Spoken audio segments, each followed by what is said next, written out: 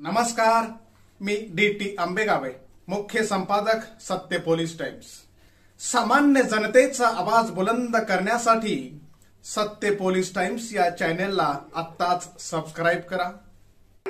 आज आपण मुंबई येथील नायगाव येथे विविध गटात विभागलेल्या रिपब्लिकन आंबेडकर चळवळीतील नेत्यांची बैठक आयोजित करण्यात आली होती। त्या बैठकीला कोण कोण उपस्थित होते, काय सांगाल आपण?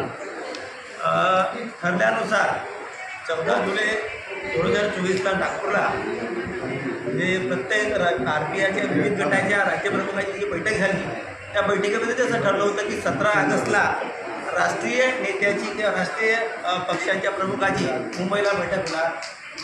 आणि त्यानुसारच आज नायगावच्या पद्मशाली हॉलमध्ये विविध रिपब्लिकन पक्षाच्या गटाच्या प्रमुखाशी बोलून आजची बैठक ठरवण्यात आलेली होती। आणि त्यानुसार आजच्या बैठकीमध्ये विशेषतः रिपब्लिकन पक्षाच्या राजेंद्र गवई गटाचे प्रतिनिधी होते। आणि सगळ्यात महत्त्वाची बाब अशी की BRSP जे पक्ष आहे, या BRSPचे राष्ट्रीय अध्यक्ष ॲडव्होकेट सुरेश माने हे सुद्धा होते। आणि आझाद समाज जो पार्टी आहे, आझाद समाज पार्टीचे राष्ट्रीय अध्यक्षाच्या सूचनेनुसार या महाराष्ट्राचे राज्याध्यक्ष आनंद लोंढे हे सुद्धा होते। या RPI गवई गटांचे शशिकांत आनंद रामचंद्र खराते होते। RPI खुबरा गटाचे शशिकांत भालेराव होते आणि गवई गटाचे भगवंत तुपटेले इत्यादी प्रतिनिधी आजच्या बैठकीला उपस्थित होते।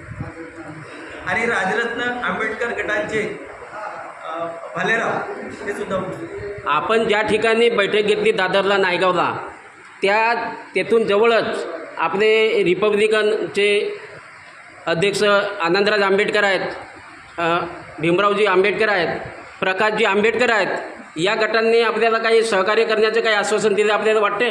नाही, या गटाने मुद्दाम प्रतिसादच दिला नाही।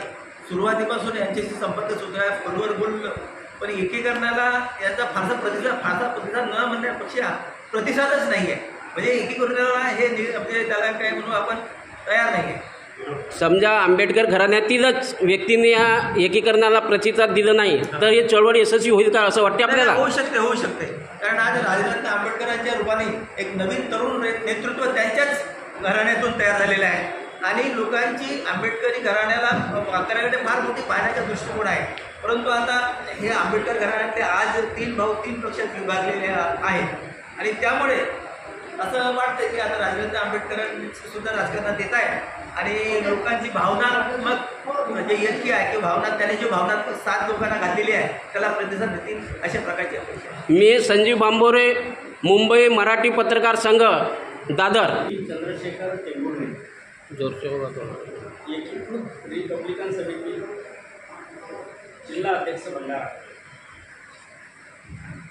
आणि महाराष्ट्रातले जेवढे RPIचे गट आहेत, आंबेडकरी विचारसरणीचे गट विखुरलेले, त्या सगळ्यांना एकत्र आणून राज्यामध्ये एकच रिपब्लिकन पक्ष निर्माण व्हावा यासाठी भंडारा जिल्ह्यामध्ये एक समिती तयार केली।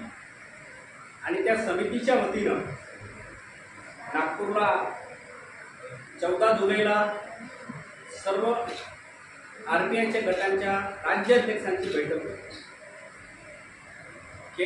राष्ट्रीय अध्यक्षांच्या परवानगीनंच ती बैठक झाली। आणि त्या बैठकीमध्ये सर्व राज्य अध्यक्ष उपस्थित होते। आणि त्या बैठकीत ठरला की महाराष्ट्रामध्ये सर्व RPIच्या गटाची एक आघाडी तयार करून येणाऱ्या काळात महाराष्ट्रात मग त्या विधानसभेच्या असो, लोकसभेच्या असो, कुठल्याही निवडणुका आपण मिळून घेऊ अशा प्रकारचा ठराव त्या ठिकाणी झाला। आणि दुसरा ठराव झाला की मुंबईमध्ये सर्व RPIच्या राष्ट्रीय नेत्यांची एक बैठक घेऊन त्या ठिकाणी पुढील निर्णय घेण्यात येईल अशा प्रकारचा निर्णय झाला। आणि त्यानुसार आज मुंबईला बैठक झाली। पद्मशाली हॉल नायगाव या ठिकाणी ती बैठक झाली। आणि या बैठकीला ॲडव्होकेट डॉक्टर सुरेश माने उपस्थित होते, राजरत्न आंबेडकर साहेबांचे प्रतिनिधी उपस्थित होते. चंद्रशेखर आझाद यांचे पक्षाचे राज्य अध्यक्ष आनंदजी मुंडे हे उपस्थित होते. आणि गवई गटाचे सिद्धार्थ खरात हे उपस्थित होते. आणि बाकीचे आहेत जे गटाचे प्रतिनिधी किंवा नेते त्या बैठकीला उपस्थित होऊ शकले नाही. परंतु त्या बैठकीमध्ये असं ठरलं की राजरत्न आंबेडकर, चंद्रशेखर आझाद यांचा आझाद समाज पक्ष, त्यानंतर गवई गट आणि सुरेश माने असे आहेत BIST, असं 4 गटांचं 4 पक्षांचं मिळून महाराष्ट्रामध्ये एक आघाडी तयार करण्यात आलेली आहे. ते 2 मिनिटांमध्ये माने साहेब या ठिकाणी येणार आहेत. आझाद समाज पक्षाचे जे राज्याध्यक्ष आहेत ते सुद्धा ट्रॉफिकमध्ये अडले आहेत, त्यामुळे होऊन राहिले. तर महाराष्ट्रामध्ये या 4 पक्षांची एक आघाडी तयार करून येणाऱ्या काळात विधानसभेच्या निवडणुका मिळून लढण्याचा निर्णय झालेला आहे. आणि उर्वरित जे पक्ष आहेत, मग आनंदराज आंबेडकर असो, प्रकाश आंबेडकर असो किंवा कवाडे असो, आठवले असो, यांना सुद्धा या आघाडीमध्ये समाविष्ट करून घेण्याचा प्रयत्न आम्ही करणार आहोत. आणि आम्ही निर्णय घेतला होता जर या आघाडी येण्यासाठी जो त्याचा विरोध करेल त्याच्या घरापुढं आम्ही समितीच्या वतीनं आमरण उपोषण आंदोलन करणार आहोत. परंतु आजच्या बैठकीमध्ये 4 प्रमुख पक्षांची समिती तयार झालेली आहे आणि एक सकारात्मक निर्णय त्या ठिकाणी झालेला आहे. आणि येणाऱ्या काळामध्ये पुन्हा इतर गटाची सामील करण्यात त्यांना सुद्धा समाविष्ट करून पुढची वाटचाल केली. डॉक्टर बाबासाहेब आंबेडकर आणि ज्ञान करण्यात असलेले सर्व महाराष्ट्र आणि विचारांच्यावर माझ्या सोबत बसलेले माझे बरोबरी. त्याच्यानंतर आज भारतामध्ये खऱ्या अर्थाने आम्ही जेव्हा कुठली मीटिंग असली काही असेल तर मी समजावून सांगतो की बाळासाहेब आंबेडकरांचं नाव मानून रक्तामुळे असेल खऱ्या अर्थाने घटनेचा जर कोणी अभ्यासक आणि उपासक खऱ्या अर्थाने असेल तर ते माने साहेब आणि त्यांचं मार्गदर्शन तर खऱ्या अर्थाने ते माने साहेबांचं मी आणि आमचं वडिलांमध्ये झालं की ते बोलले जे आहे ते मजबुतीने बोलणं, समोर बोलणं, पण आंबेडकरी समाजाला ते बदलत नाही हा एक मुद्दा. त्याच्यामध्ये माने साहेबांनी जे मत मांडले त्याला पूर्णतः सहमत आहे की बघा साहेबांना माने साहेबांना वाटलं मला वाटतं की भाई जवळ विषय टाकला माने साहेबांचं नाव मी त्यांची नावं घेतली तर त्याच्यापैकी काही फक्त माने साहेबांच्या नावाला नावाला दुजरा दिला बाकी का म्हणजे नाही का आयडिया बोले स्पष्ट शब्दातच बोलले गेले.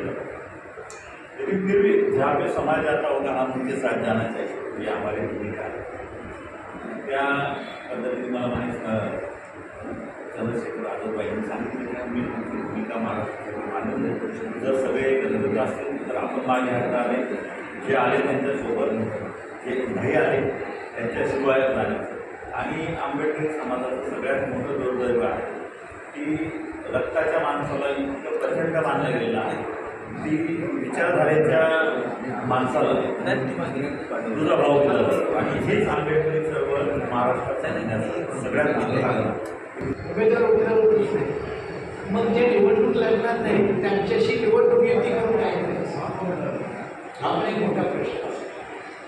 काही लोकांना पाठिंबा मिळतो तर त्याने तो प्रश्न सुटत नाही. म्हणून निवडणूक लढणारे पक्ष कोणते, निवडणूक लढणारे पक्ष कोणते याची सुद्धा परिगणना करावी लागते.